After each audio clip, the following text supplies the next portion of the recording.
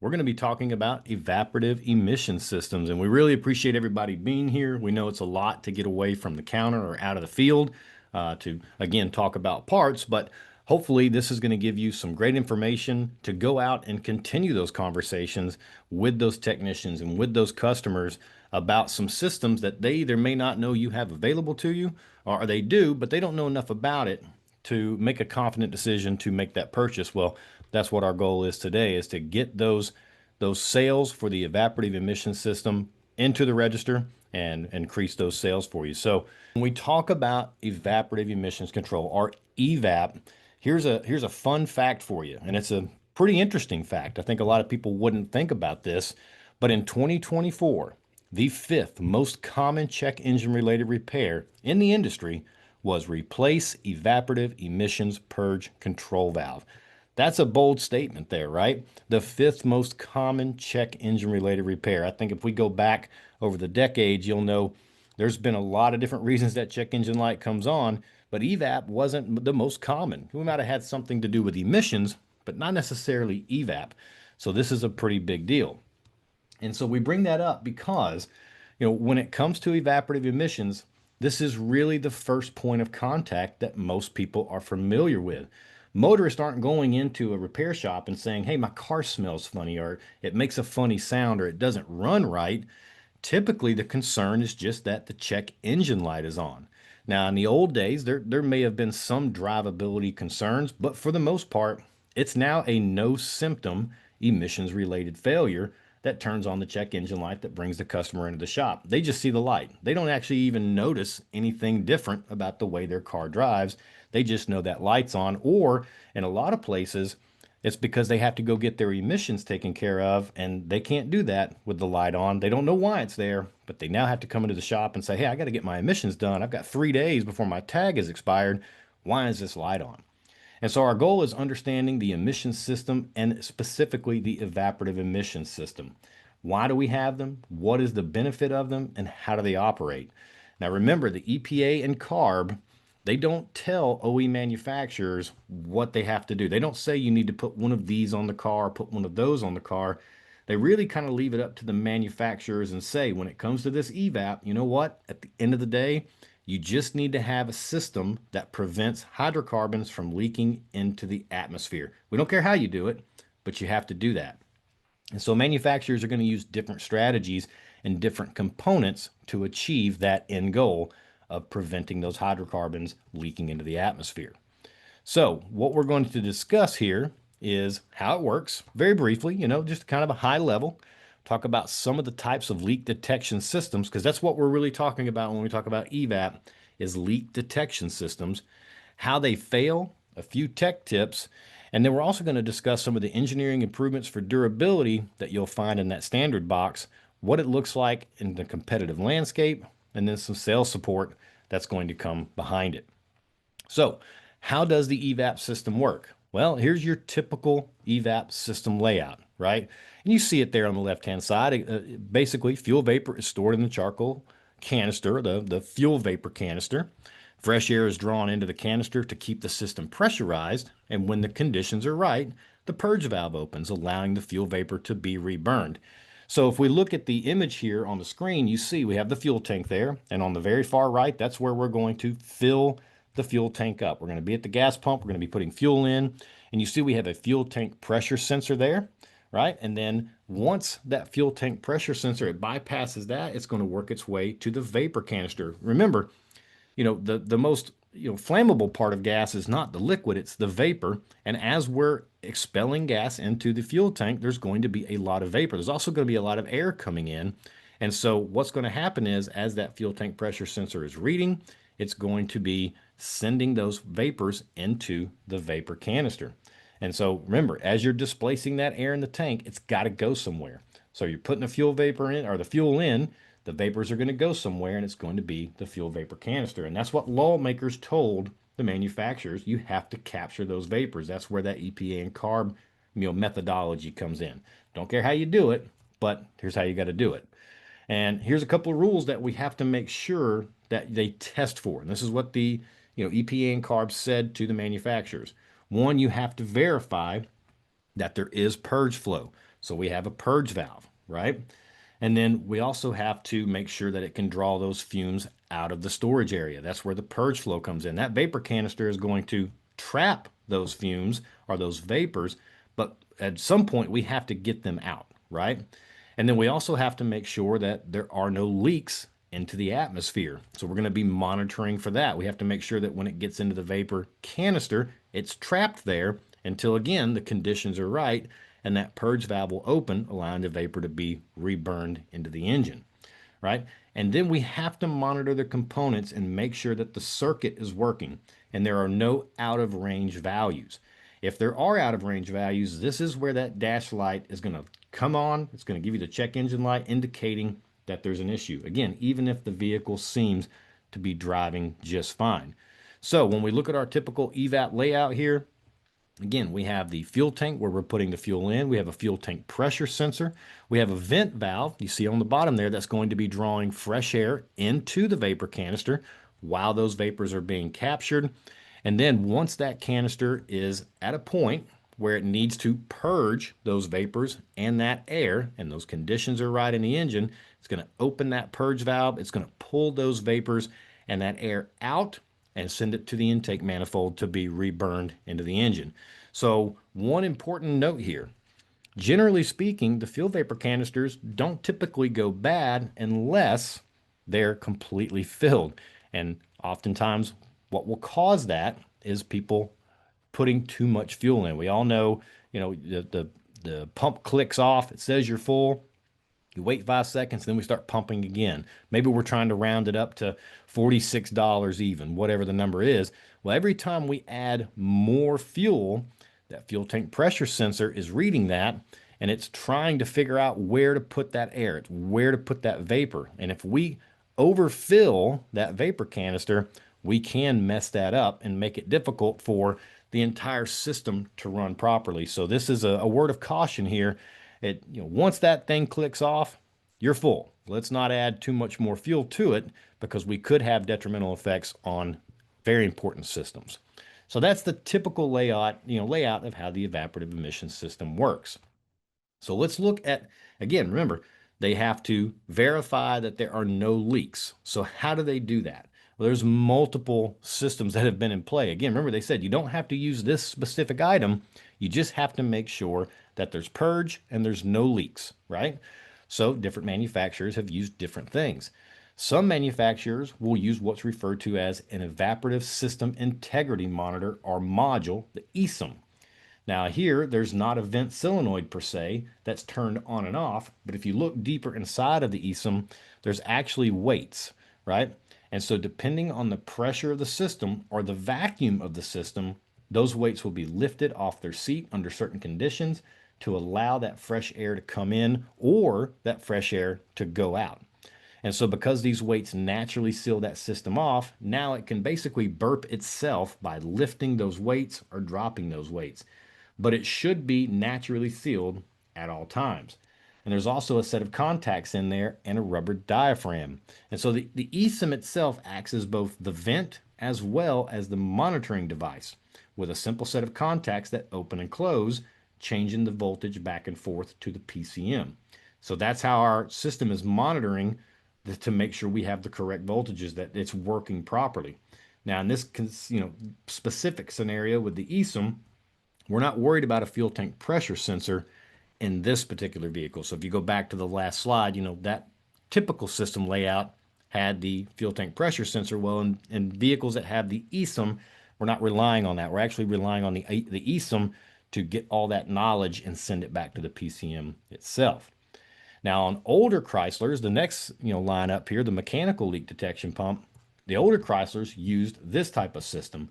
And in this particular scenario, it would have vacuum applied to it and it was electronically controlled. So you can kind of think of this like a bicycle pump. And depending on how many pumps it had to give to calculate the size of the system, well, this would be how much fuel. And this is, it's basically reading, this is how much fuel, this is how much air is in the tank. So I should take 6 pumps, right? So it's saying, I know how much fuel, I know how much air is in there. So I should be able to supply 6 pumps in order to pressurize to a certain level. Now, if it takes 10 pumps or it continues to pump and it never gets that pressure built up, well, now we know we have a problem. And so it's kind of a rudimentary design, but it's what they used for a little while. And really, this was a checks and balances type system. Again, if it's reading the fuel in the air and it's saying, hey, we should take 6 pumps, but we can't get it done in 6, we know we have an issue. Now, if you fast forward to the electronic pressure leak detection pump system, it's a little bit of a different system. It's using an electric motor instead of like a bicycle pump there. And this was really only used for a couple of years before they went all in with that ESIM that we first talked about. But this is just one more design and one more variable out there. And unfortunately, because of all these different designs, and because some of them, like the electronic pressure leak detection pump, were only used for such a short period of time, it really adds to the technician's diagnostic confusion, if you will, here. There's so many different systems, and they have to kind of really become an expert at all of them, no matter how long they were used or how shortly they were used. But then we look at the last one here, the electric vacuum leak detection pumps, kind of bringing everything all together here in one, right? And this is the next system. And some manufacturers like Toyota, they've been using it for nearly 20 years, but a lot more manufacturers are starting to put these in place. And with these systems, there's a lot of electronics and componentry going on inside. There's different valves, there's different calibration orifices inside of there. There's a pressure sensor, there's an electric vacuum motor in there. And so there's a lot of opportunities for something to go wrong in these electric vacuum leak detection pumps. The point we're trying to make here is there are different types of leak detection systems. It does, cause a little bit of confusion when it comes to diagnostic, and they can fail in different ways. But regardless of which system that you're going to have on the vehicle, the goal is the same, making sure that no leaks are present and being released into the atmosphere and allowing for that EVAP system to trap those vapors, contain them, and then purge them out when the conditions are right. And we can't do that unless we have one of these types of systems in place, relaying the messages back to the PCM, letting the PCM know, hey, this is working properly. We are not emitting harmful, hydrocarbons out into the atmosphere. So, I'm sure one day there will be a consensus and a specific type that has to be used, but for now, there's multiple. So that's why you'll see, wildly different parts coming out of boxes depending on which vehicle you look up an EVAP component for. So what causes them to fail? Let's talk about some of the reasons they fail primarily here. Obviously, damaged and worn components. Now, you're going to see some of the things that we've done here to mitigate some of these problems, but damaged and worn components, these things are being cycled thousands of times, a day or a week or a month, depending on how often the vehicle is driven. It's also going to get cycled every single time there's fuel put in, every time there's a pressure change in the tank. There's a lot of things that are going to happen. So age, mileage, general wear, and in some cases, poor OE designs, which you'll see here in just a little bit, some of the things that have been changed to basically fix those poor OE designs. And when they fail, you're going to have system leaks, and you're going to have solenoids or valves sticking open. When that happens, that check engine light's coming on. And again, the driver or the motorist may not notice anything wrong with the vehicle whatsoever. They just know the check engine light came on. And then, of course, electrical issues. Most, if not all, of these systems have some type of electronic component, either internal or at least a set of contacts that are sending information back. And so when we have a lot of heat, a lot of vibration, and general wear, especially on some of these smaller displacement engines now that have turbochargers and things like that, it's going to cause electrical issues much faster. And depending on where you're at, especially if you're in the Northeast or, the Midwest or something like that during winter, road salt, grime, and things like that building up, it's not going to take long for electrical issues to come around and be an issue. So, when that happens, now we can't monitor the system properly. And again, that's when the check engine light is definitely going to come on. So really at the end of the day, and as long as we're not, overfilling the tank, generally speaking, the most common reasons that these EVAP components fail, it's just time, mileage, and poor designs. That's really all it is, and possible electrical issues. So real quick, a couple of quick tips. This is a very important one here. The first one, anytime an EVAP repair is performed, it is critical to run a self-test to verify that no DTCs have returned. And that's, again, it's one of those things where, yeah, you can just replace a part, but if you send it down the road and that turned out to not be the correct part, we're going to have a DTC return. We need to make sure a, you know, a self-test is run after to make sure that the system is sealed, that the system can be monitored, that the system can purge, and that there's nothing being emitted, right? And also, even without a DTC, you see the second one there, some EVAP leaks can be hard to find. So you may have to use a smoke machine to find the leak, and this is a really good way to find the problem. Maybe there's something within the system that's not sending a communication to the PCM, or the PCM's not detecting it, but there's still a leak coming out. Oftentimes, just using a smoke machine can take care of that. And then also, most of the experts out there are going to recommend replacing the fuel vapor canister when replacing a failed purge valve or solenoid. You're already in there. Most of the time, these are going to have a couple 100,000 miles on them, or at least, 70, 80, 90, 100,000 miles on them. It's always a good idea just to go ahead and basically correct the system. Take care of the system as a whole and do the job right the first time, knowing that once you replace that purge valve or solenoid, that it's going to be able to do its job effectively, and that vapor canister or that charcoal canister is new, it's clean, it's ready for those vapors coming in. Now, one last thing here before I send it over to Jesse. Don't forget, diagnostics on turbocharger vehicles can require even more complex testing. There's a lot more things at play here. In some cases, you'll have, 3 or 4 hardened lines with 4 or 5 connections on them, depending on the vehicle. So this is a good one for us. If you want to look at some of the EVAP diagnostics on turbochargers, you can actually go to the standardbrand.com page, and you can look up in the old Power Hour recordings.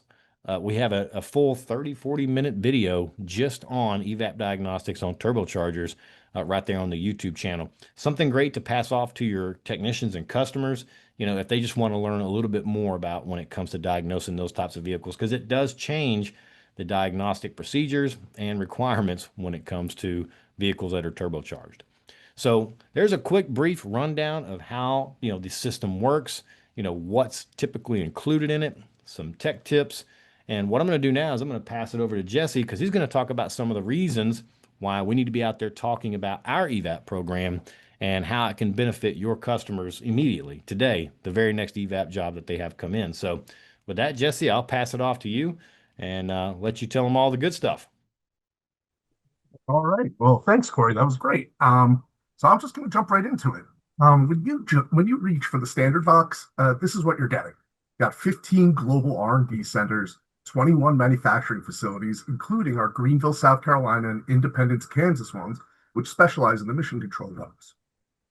You get the full battery of tests performed on our parts, and Standard takes things a step further with on-vehicle testing.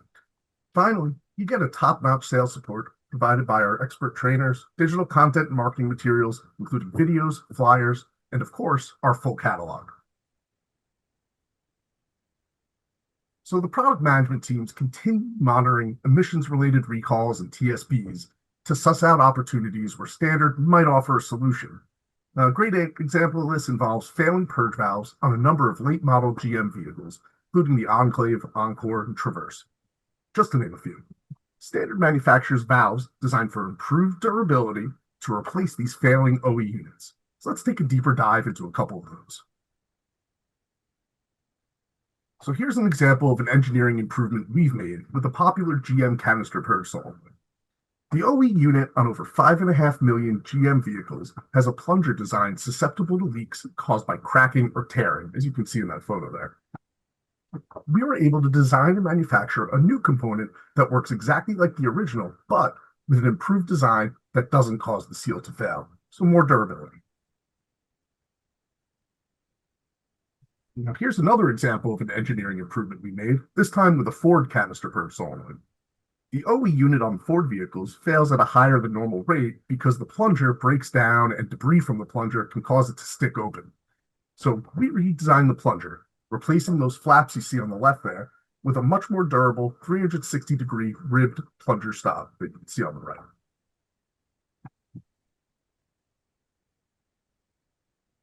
Well, you've heard it before, but it bears repeating. Quality EVAP components are crucial for a vehicle to function and perform properly. So what does a solid EVAP program look like? Well, you'll want a program that offers the parts needed for a complete service. Remember, these are systems, and your supplier should be able to offer everything needed for the entire EVAP system, not just part of it. You'll also want parts that are tested for durability and proper functionality, not just in the lab, but on actual vehicles as well. And finally, you'll want design improvements where necessary for improved durability and a longer service life. The part will function as intended by the OE, properly integrating into the vehicle's EVAP system. Our industry-leading coverage will allow you to better service your customers and take a high-level look at what Standard offers as the aftermarket's most complete EVAP program here. And as you can see, we've got Canister Purge Solenoids and Valves, Vent Solenoids and Valves, Vapor Canisters, leak detection pumps, pumps, and purge and vent hoses. Now, it might be helpful to keep in mind that the terms valve and solenoid are essentially interchangeable here. Valve simply refers to a complete assembly that will include a solenoid. Well, let's take a look at how Standard measures up to the competition. Folks, the numbers don't lie. Standard leads the aftermarket when it comes to full-line EVAP coverage. This is especially true of the most critical components, such as vapor canisters, purge and vent solenoids and valves, and EVAP hoses, which means advantage Standard. Now, I know Corey talked about eSIMs before. I'm going to talk a little bit more about what we've done here. So all Standard eSIMs, they're designed and built at our Greenville facility in South Carolina. And I really can't say enough about the work our engineers have put in to make these the best eSIMs in the aftermarket. Our eSIMs are just another example of Standard's attention to detail that you'll find across all of our product lines. For example, the seal you see on the right of your screen, not only do we include it with all of our eSIMs, our design matches the OE-style H-shaped profile where most of the aftermarket competition is supplying a traditional O-ring. It's important details like this that elevate the Standard brand and something you can be sure to mention to customers.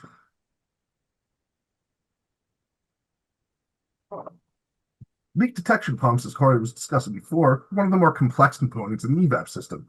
And again, as the name suggests, they allow the EVAP system to be pressurized to test for leaks. So given this complexity, you shouldn't be surprised to hear that they require expert manufacturing to perform correctly. Our incredible team at the Greenville facility that I mentioned just a moment ago, they design and manufacture some of our most popular pumps to match OE specifications and set the aftermarket standard for quality and durability. Now, in addition to offering the most complete program, we also offer the smartest product offering. All 9 of the GM OE numbers you see here use the exact same canister purge pump. The only difference are the brackets. Our CP122 is a direct replacement for all of these OE numbers, allowing you to cover nearly 3 million popular GM vehicles with one standard part number. It's also important to note that this consolidation is fully supported by GM in accordance with their technical service policies. So here's what a complete EVAP repair looks like today, with the 2019 Ram 1500 with a 5.7 Hemi standard fuel tank as our example. As you can see, Standard offers everything needed for a complete and successful EVAP repair. We also offer options for multiple configurations of this vehicle, such as with the Pentastar 3.6 and extended fuel capacity models. And remember that eSIM seal that I mentioned earlier? In addition to including it with our eSIMs, we also offer it as a standalone part, EVCS01. Of course, this is just one of many examples where Standard offers all the parts needed for a complete EVAP repair.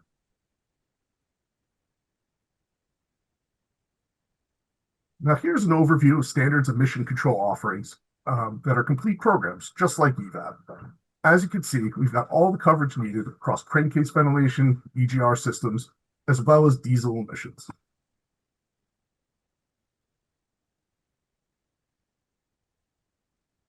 So due to extreme temperatures, water, chemical, dirt, road salt contamination, the underhood environment is extremely hard on auto parts.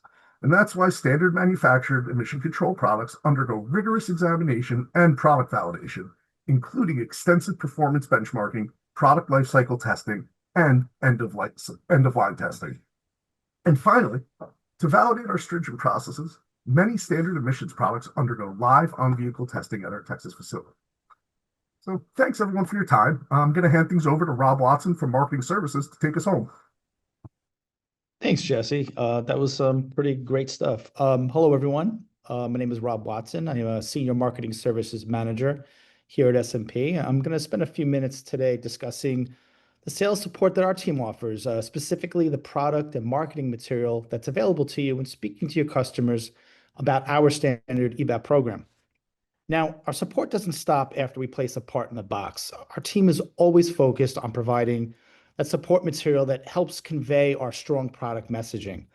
Now, you've heard about our program, but now let's talk about how you can take all of these great messages to the street.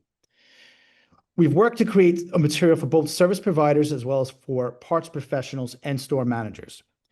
The Evaporative Emissions Program brochure is an all-new piece designed to help you explain our program and our design improvements for durability that you can explain to your customers. The new Parts Spotlight and new Just the Facts flyer are really for you and your teammates, not service providers in this case. But the new Parts Spotlight highlights some EVAP components that we have introduced recently, but more importantly, it features the applications that are up and coming. These are numbers that have been released in the past few years that are starting to see strong sales out increases. They can be a great guide when looking to update inventory. The Just the Facts piece showcases our new CP122 canister purge pump that Jesse was mentioning that's listed for GM vehicles and lists all of the OE numbers it crosses to. This is a great number to add to your inventory. And finally, our 6-page emissions brochure can be used to provide an overview of our entire emissions program that you can use to talk to your customers about.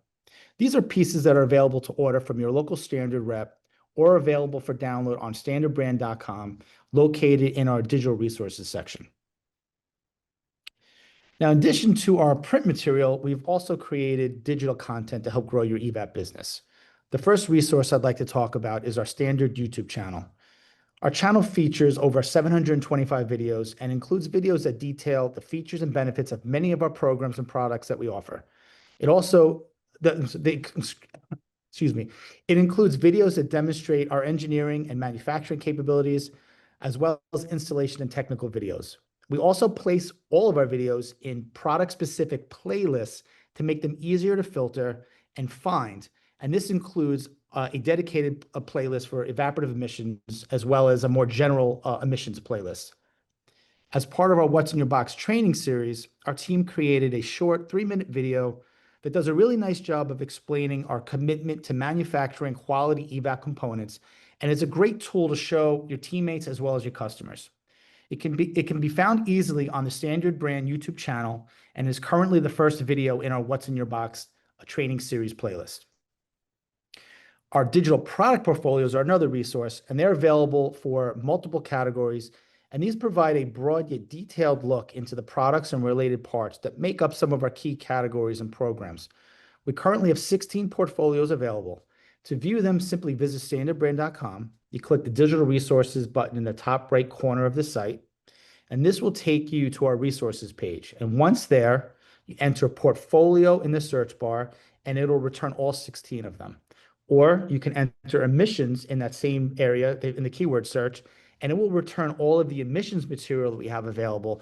And this includes our 22-page emission control digital product portfolio. Yes, it is a mouthful. This portfolio includes technical, product, and training information, and is a great resource for parts professionals, especially new ones. And so there you have it. The coverage required to keep your customer from calling the dealer, products that have been tested and validated, smart engineering improvements on components with high failure rates, and sales support material to help you bring that message to your customers.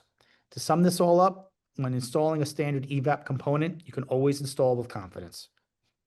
That's about all I have today, and I'd like to thank everyone for taking some time to speak with us. And thank you, Rob, and thank you, Jesse, as well. I think, like you said, you summed it up. We have everything ready for those customers, right? Jesse talked about some different examples, like with that Dodge, where we have everything available to it. And when we go back to that original slide where I showed the typical EVAP system layout, essentially after the fuel tank, everything required for these systems to work properly is supported by and is made by standard. So it's in your box, it's ready to go. We don't need to have technicians calling the dealership or calling anywhere else for individual components because the entire program is right there at their fingertips. So thank you, Rob. Thank you, Jesse, for your information. And thank you, everybody, for being here.